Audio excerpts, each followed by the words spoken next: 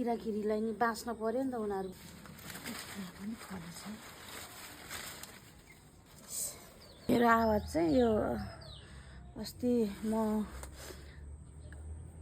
वैशाख 17 गते हामी स्याङ्जा गथ्यौँ नि त। अनि त्यति बेला पानी परे गाउँमा। अनि कपडा पनि त्यस्तो पातलो कपडाहरू लिएर गएको। अनि त्यो चिसोले गर्दाखेरि पछि यहाँ घर आएपछि पुरै घाँटी समातेको थियो कि मेरो। त्यही भएर आवाज पनि कस्तो घ्यार आएको छ कि खराब आइरहेको छ है। हुन्छ जस मेहनत गऱ्यो भने खान पाइन्छ। बुट चाहिँ अस्ति एउटा बाबुले आएर उखालिदिएछ। फेरि सर्न त कस्तो मजाले फलिरहेको थियो। उखालिदिएछ कि उसले पनि अब नदेखेर होला बिचरा।